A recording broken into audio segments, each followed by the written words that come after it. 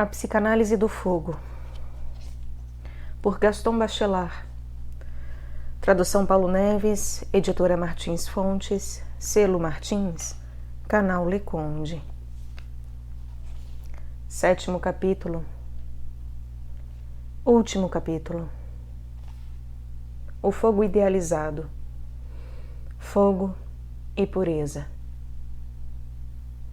Primeiro. Max Scheler mostrou o que há de excessivo na teoria da sublimação, tal como a desenvolve a psicanálise clássica. Essa teoria segue a mesma inspiração que a doutrina utilitária, que está na base das explicações evolucionistas. Abre aspas. A moral naturalista confunde sempre o núcleo e a casca.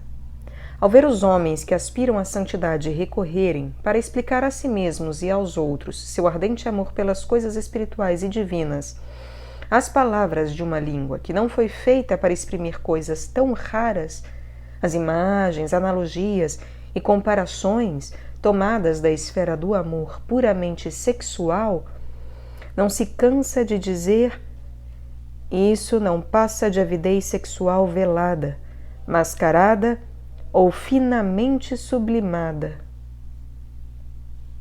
Fecha aspas.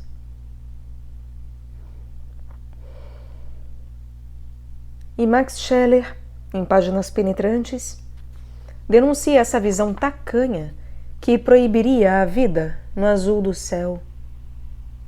Ora, se é verdade que a sublimação poética, em particular a sublimação romântica, conserva o contato com a vida das paixões, é possível encontrar precisamente nas almas que lutam contra as paixões uma sublimação de um outro tipo, que chamaremos de sublimação dialética, para distingui-la da sublimação contínua, que é a única considerada pela psicanálise clássica. Objetar-se-á a essa sublimação dialética que a energia psíquica é homogênea, limitada, e que não se pode separá-la de sua função biológica normal. Dir-se-á que uma transformação radical ocasionaria um branco, um vazio, uma perturbação nas atividades sexuais originais. Uma tal intuição materialista nos parece ter sido capturada ao contato do material neurótico sobre o qual fundou-se a psicanálise passional clássica. Na verdade, e naquilo que nos concerne, pela aplicação dos métodos psicanalíticos na atividade do conhecimento objetivo, chegamos à conclusão de que o recalque era uma atividade normal, uma atividade útil e, mais ainda, uma atividade alegre. Não há pensamento científico sem recalque. O recalque está na origem do pensamento atento, reflexivo, abstrato. Todo pensamento coerente é construído sobre um sistema de inibições sólidas e claras. Há uma alegria da rigidez no fundo da alegria da cultura. O recalque bem conduzido é dinâmico e útil na medida em que é alegre. Para justificar o recalque, propomos a inversão do útil e do agradável, insistindo na supremacia do agradável sobre o necessário. Em nossa opinião, a cura realmente analógica não consiste em liberar as tendências recalcadas, mas em substituir o recalque inconsciente por um recalque consciente, por uma vontade constante de endireitamento. Essa transformação é bem visível na retificação de um erro objetivo ou racional. Antes da psicanálise do conhecimento objetivo, um erro científico está implicado numa visão filosófica. Ele resiste à redução, obstina-se, por exemplo, a explicar propriedades fenomenais segundo o modo substancialista, de acordo com uma filosofia realista. Após a psicanálise do conhecimento objetivo, o erro é reconhecido enquanto tal, mas permanece como um objeto de polêmica feliz. Que alegria profunda há nas confissões de erros objetivos! Confessar que nos enganamos é prestar uma homenagem mais notória a perspicácia de nosso espírito. Confessar que nos enganamos é prestar uma homenagem mais notória à perspicácia de nosso espírito. É reviver nossa cultura, reforçá-la, iluminá-la com luzes convergentes. É também exteriorizá-la, proclamá-la, ensiná-la. Nasce então o puro gozo do espiritual. Mas quão mais forte é esse gozo quando o conhecimento objetivo é o conhecimento objetivo do subjetivo. Quando descobrimos em nosso próprio coração o universal humano. Quando, psicanalizando lealmente o estudo de nós mesmos, integramos as regras morais nas leis psicológicas. Então, o fogo que nos queimava, de repente, nos ilumina. A paixão reencontrada torna-se a paixão querida. O amor torna-se família. O fogo torna-se lar. Essa normalização, essa socialização, essa racionalização passam frequentemente, com o peso de seus neologismos, por arrefecimentos. Despertam a zombaria fácil dos partidários de um amor anárquico, espontâneo, repleto ainda do calor dos instintos primitivos. Mas, para quem se espiritualiza, a purificação é de uma estranha doçura, e a consciência da pureza prodigaliza uma estranha luz. Somente a purificação pode nos permitir dialetizar, sem destruí-la, a fidelidade de um amor profundo. Embora abandone uma pesada massa de matéria e de fogo, a purificação tem mais possibilidades e não menos que o impulso natural. Só um amor purificado faz descobertas afetuosas. É um amor individualizante. Permite passar da originalidade ao caráter. Diz Novali, abre aspas, por certo, uma amante desconhecida possui um encanto mágico, mas a aspiração ao desconhecido, ao imprevisto, é extremamente perigosa e nefasta. Fecha aspas. Na paixão, mais do que em qualquer outra coisa, a necessidade de constância deve dominar a necessidade de aventura. Mas não podemos desenvolver extensamente aqui essa tese de uma sublimação dialética que retira a sua alegria de um recalque claramente sistemático. Basta-nos tê-la indicado em sua generalidade. Iremos vê-la agora funcionando a propósito do problema preciso que estudamos neste pequeno livro. A facilidade desse estudo particular será, aliás, uma prova de que o problema do conhecimento do fogo é um verdadeiro problema de estrutura psicológica. Nosso livro aparecerá, então, como uma espécime de toda uma série de estudos intermediários entre sujeito e objeto que poderiam ser empreendidos para mostrar a influência fundamental de certas contemplações com pretextos objetivos sobre a vida do espírito. Segundo, se o problema psicológico do fogo se presta tão facilmente a uma interpretação de sublimação dialética, é porque as propriedades do fogo aparecem carregadas, como já assinalamos frequentemente, de numerosas contradições. Para tocar de imediato o ponto essencial e mostrar a possibilidade de dois centros de sublimação, estudemos a dialética da pureza e da impureza, atribuídas ambas ao fogo.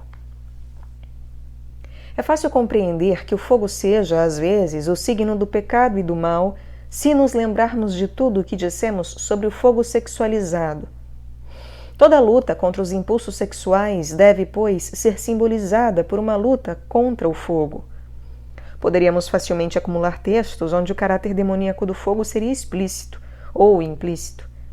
As descrições literárias do inferno, as gravuras e os quadros que representam o diabo com sua língua de fogo dariam ensejo a uma psicanálise bastante clara.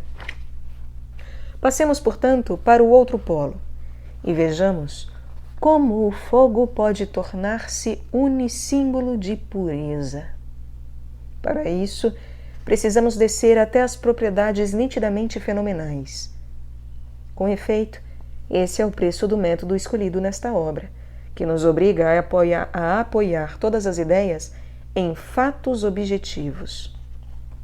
Em particular, não evocaremos aqui o problema teológico da purificação pelo fogo.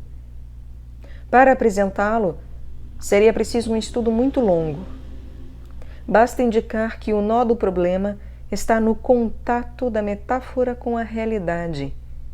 O fogo que abrasará o mundo no juízo final, o fogo do inferno, são ou não são semelhantes ao fogo terrestre?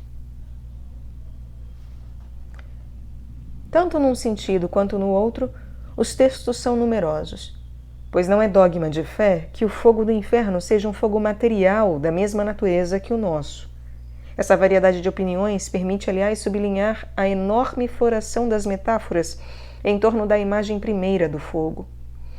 Todas essas flores da razão teológica que ornam nosso irmão fogo mereceriam uma paciente classificação.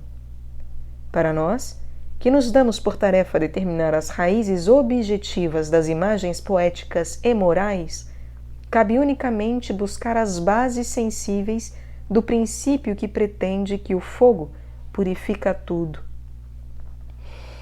Uma das razões mais importantes da valorização do fogo nesse sentido é, talvez, a desodorização.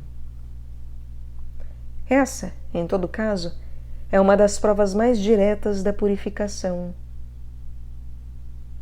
O odor é uma qualidade primitiva, imperiosa, que se impõe pela presença mais hipócrita ou mais importuna.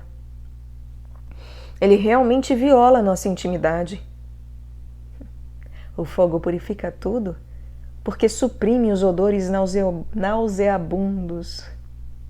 Aqui também o agradável prevalece sobre o útil, e não podemos aceitar a interpretação de Fraser, que pretende que o alimento cozido tenha dado mais força aos homens de uma tribo, os quais, tendo conquistado o fogo de cozinha, passaram a digerir melhor os alimentos preparados e sentiram-se então mais fortes para impor seu jugo às tribos vizinhas.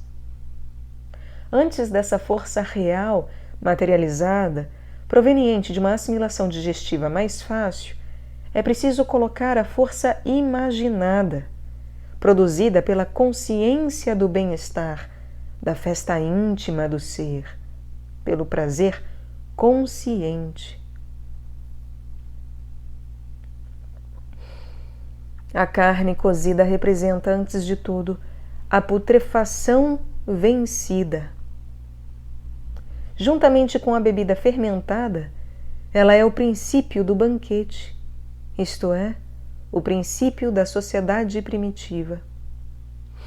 Por sua ação desodorizante, o fogo parece transmitir um dos valores mais misteriosos, mais indefinidos e, portanto, mais surpreendentes. É esse valor sensível que forma a base fenomenológica da ideia de virtude substancial. Uma psicologia da primitividade deve conceder amplo espaço ao psiquismo olfativo.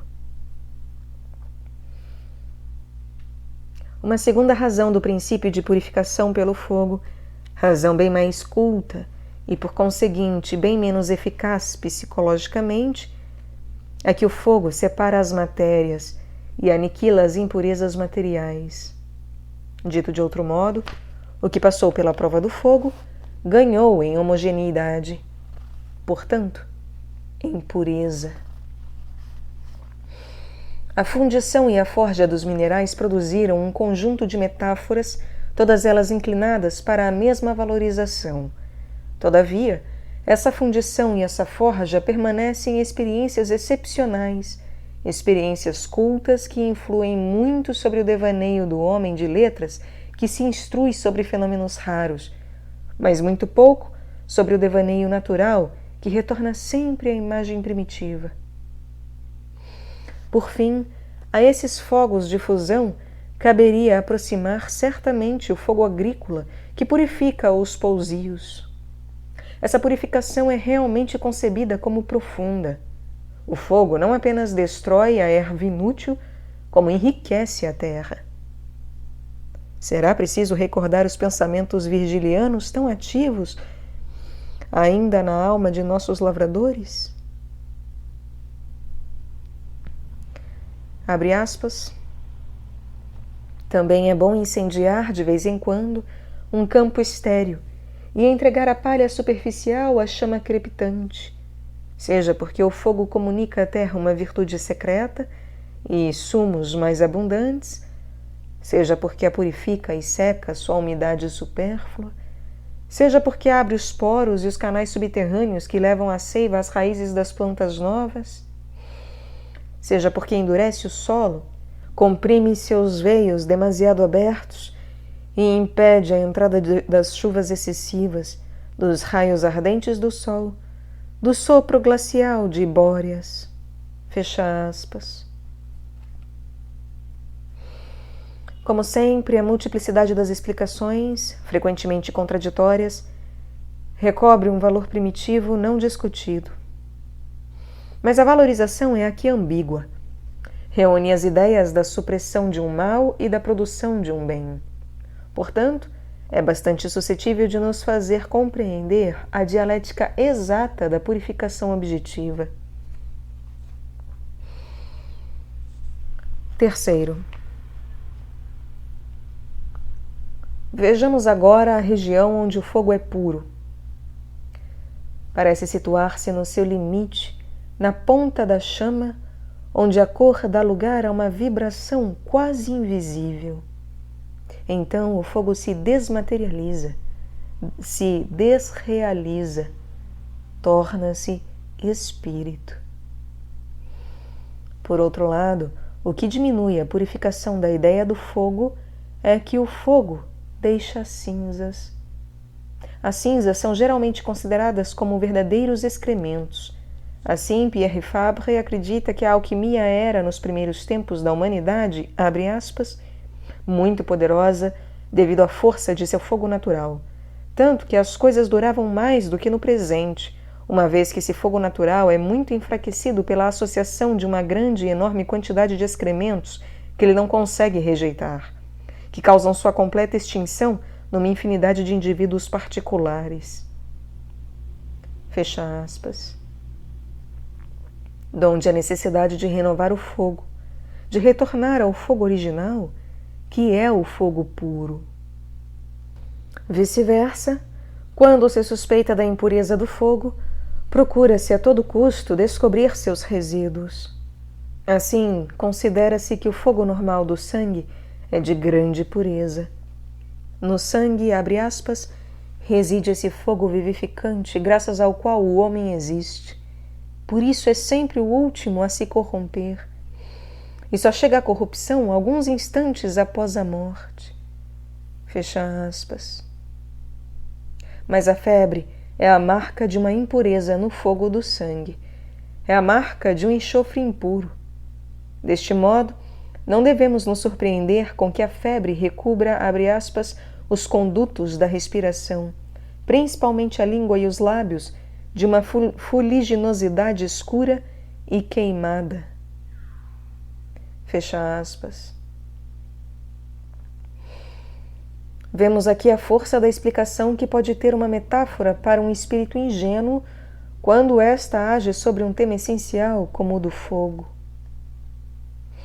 O mesmo autor desenvolve sua teoria das febres referindo-se como a uma evidência indiscutível à distinção do fogo puro e do fogo impuro. Abre aspas. Há dois tipos de fogo na natureza. Um que é feito de um enxofre muito puro, separado de todas as partes terrestres e grosseiras, como o do álcool, do raio, etc. E outro, feito de enxofres grosseiros e impuros, porque misturados de terra e de sais, como são os fogos que se fazem da madeira e das matérias betuminosas.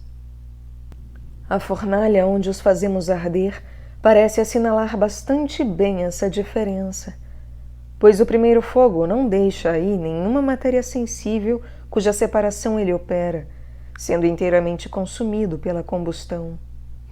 Mas o fogo do segundo tipo produz, ao acender-se, uma fumaça considerável e deixa nos tubos das chaminés uma grande quantidade de fuligem e de terra inútil. Fecha aspas. Essa constatação vulgar basta para nosso médico dar uma característica da impureza de um sangue febril dominado acidentalmente pelo fogo impuro. Um outro médico diz ainda, abre aspas, é um fogo ardente que cobre a língua de secura e de fuligem, fecha aspas, que torna as febres tão malignas. Vemos que é sobre as formas fenomenais mais elementares que se constitui a fenomenologia da pureza e da impureza do fogo. Mostramos apenas algumas delas, a título de exemplos, e talvez já tenhamos fatigado a paciência do leitor.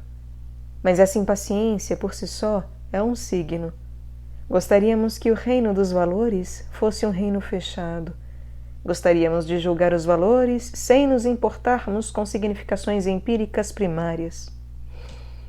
Ora, parece que muitos valores não fazem senão perpetuar o privilégio de certas experiências objetivas, de sorte que é uma mistura inextricável dos fatos e dos valores. É essa mistura que uma psicanálise do conhecimento objetivo deve separar. Quando a imaginação tiver precipitado os elementos materialistas não razoáveis, terá mais liberdade para a construção das experiências científicas novas. Quarto. Mas a verdadeira idealização do fogo se forma seguindo a dialética fenomenológica do fogo e da luz. Como todas as dialéticas sensíveis que encontramos na base da sublimação dialética, a idealização do fogo pela luz repousa numa contradição fenomenal. Às vezes o fogo brilha sem queimar. Então seu valor é todo pureza. Para Rilke, abre aspas, ser amado significa consumir-se na chama. Amar é luzir de uma luz inesgotável. Fecha aspas. Pois amar é escapar à dúvida, é viver na evidência do coração. Essa idealização do fogo na luz parece ser claramente o princípio da transcendência novalisiana, quando se busca apreender esse princípio o mais próximo possível dos fenômenos. Novali diz com efeito, abre aspas, a luz é o gênio do fenômeno ígneo. Fecha aspas. A luz não é apenas um símbolo, mas um agente da pureza. Abre aspas. Lá onde a luz não encontra nada a fazer, nada a separar, nada a unir, ela passa. O que não pode ser separado nem unido é simples, puro. Fecha aspas. Portanto, nos espaços infinitos, a luz não faz nada. Ela espera o olhar, espera a alma. É, pois, a base da iluminação espiritual. Talvez ninguém jamais tenha extraído tanto pensamento de um fenômeno físico quanto Novali ao descrever a passagem do fogo íntimo à luz celeste. Seres que viveram pela chama primeira de um amor terrestre acabam na exaltação da pura luz. Essa via de autopurificação é indicada com precisão por Gaston Derick em seu artigo sobre a experiência romântica. Ele cita precisamente Novali, abre aspas, com toda certeza eu era demasiado dependente dessa vida. Um poderoso corretivo era necessário. Meu amor transformou-se em chama, e essa chama consome pouco a pouco tudo o que há de terrestre em mim. Fecha aspas. O calorismo novalisiano, cuja profundidade indicamos suficientemente, sublima-se numa visão iluminada. Essa era uma espécie de necessidade material. Não se percebe outra idealização possível para o amor de Novali fora desse iluminismo. Talvez fosse interessante considerarmos um iluminismo mais coordenado, como o de Swedenborg, e perguntarmos se, por trás dessa vida, numa luz primitiva, não se poderia descobrir uma vida mais modestamente terrestre. O fogo swedenborgiano deixa cinzas? Resolver tal questão seria desenvolver a recíproca de todas as teses que apresentamos nesse livro. Limitamo-nos a provar que semelhantes questões têm um sentido e que haveria interesse em duplicar o estudo psicológico do devaneio com o estudo objetivo das imagens que nos encantam. Conclusão. Se o presente trabalho pudesse ser considerado como base de uma física ou de uma química do devaneio, como esboço de uma determinação das condições objetivas do devaneio, deveria preparar instrumentos para uma crítica literária objetiva no sentido mais preciso do termo.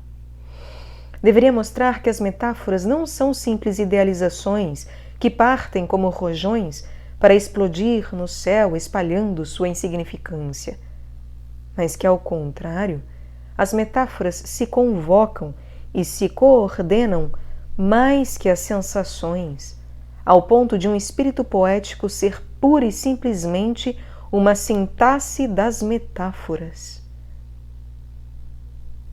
Cada poeta seria então suscetível de um diagrama que indicaria o sentido e a simetria de suas coordenações metafóricas, exatamente como o diagrama de uma flor estabelece o sentido e as simetrias de sua ação floral. Não há flor real sem essa conformidade geométrica. Do mesmo modo, não há floração poética sem uma certa síntese de imagens poéticas.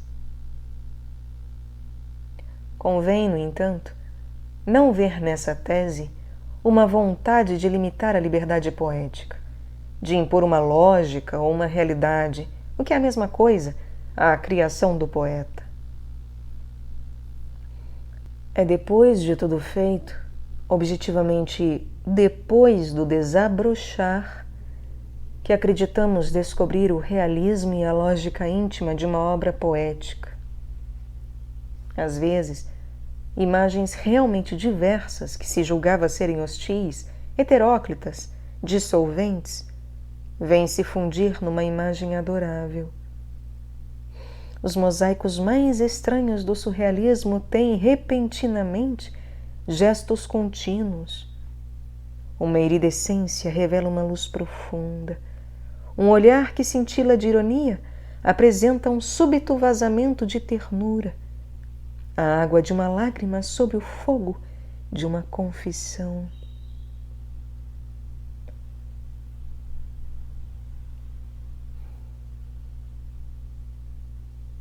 Tal é, portanto, a ação decisiva da imaginação. De um monstro, ela faz um recém-nascido.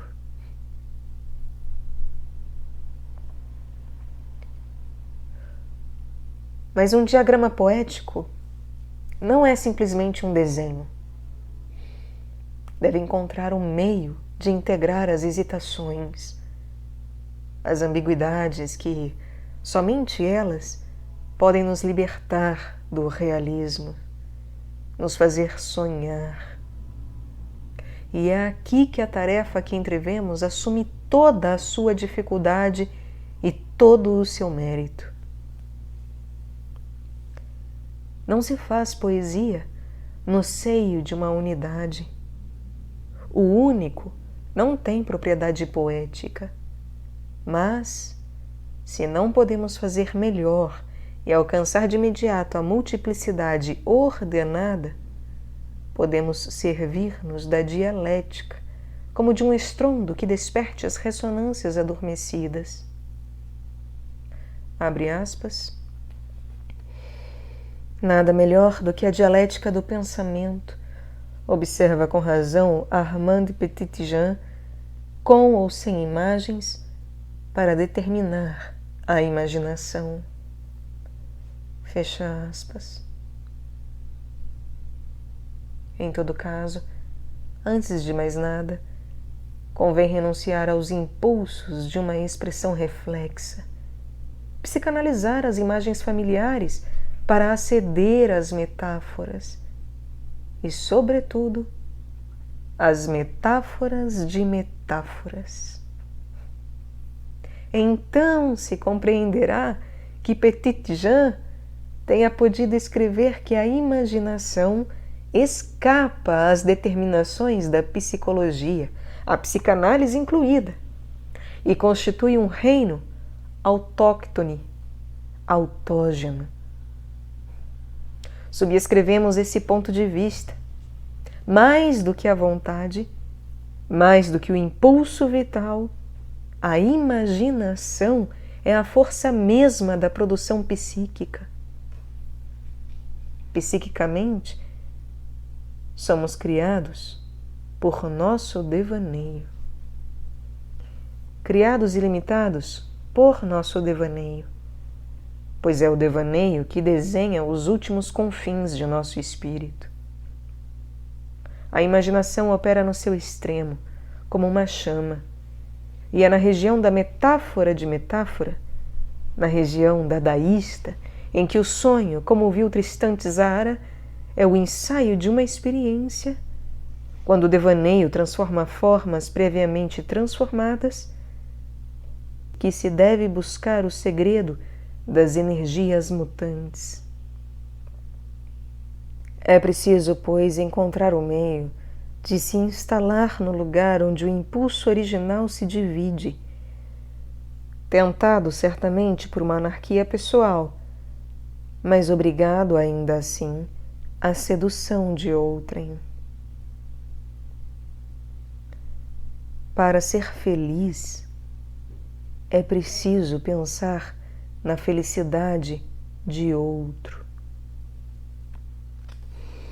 Há, assim, uma alteridade nos gozos mais egoístas. O diagrama poético deve, portanto, suscitar uma decomposição das forças, rompendo com o ideal ingênuo, o ideal egoísta, da unidade de composição.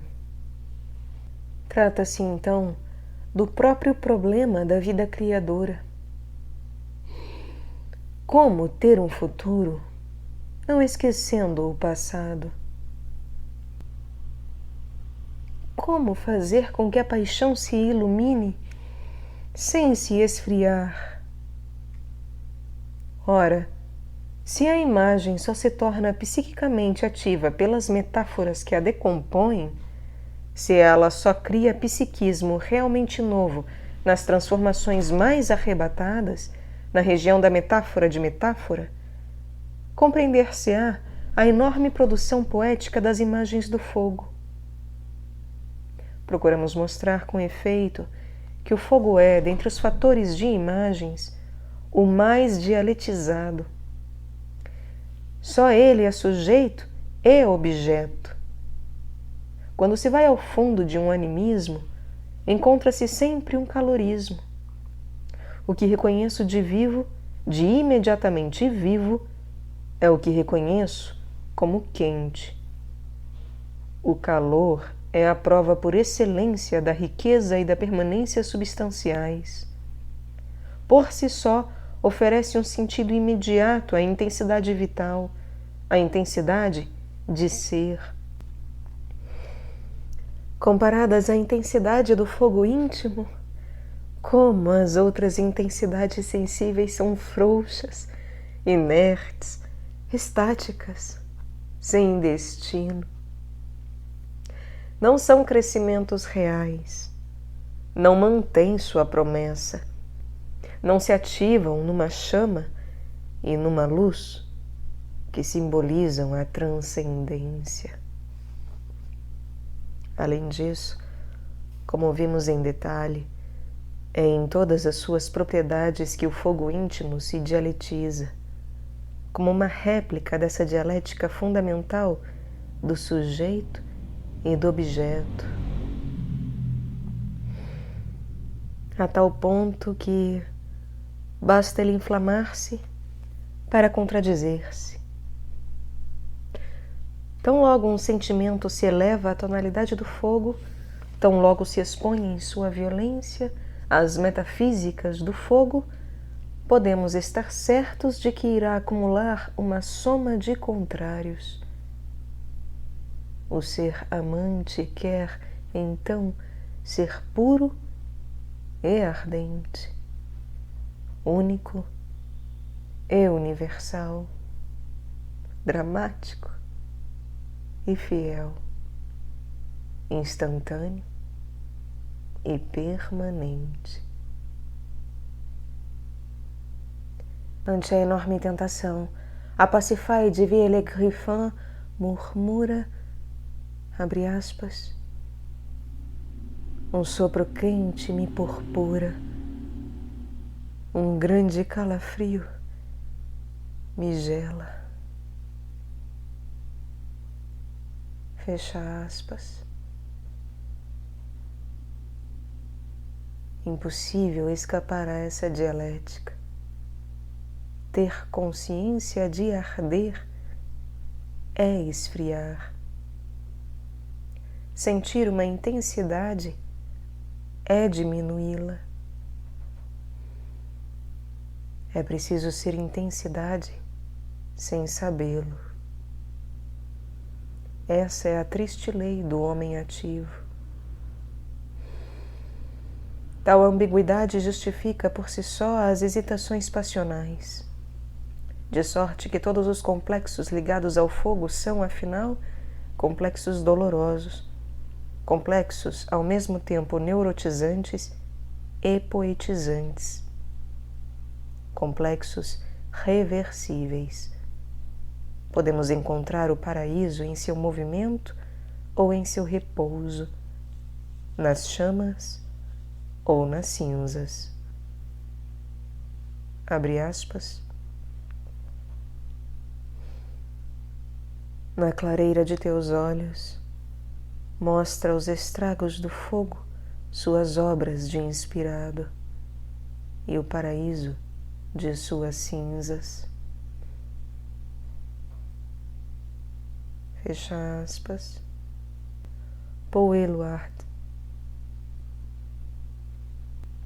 Tomar o fogo ou dar-se ao fogo, aniquilar ou aniquilar-se, seguir o complexo de Prometeu ou o complexo de Empédocles, tal é a operação psicológica que transforma todos os valores, que mostra também a discórdia dos valores. E como provar melhor que o fogo é a ocasião, no sentido bastante preciso de Jung, de um complexo arcaico fecundo, e que uma psicanálise especial deve destruir nele as dolorosas ambiguidades, para favorecer as dialéticas alertas que dão ao devaneio sua verdadeira liberdade e sua verdadeira função de psiquismo criador.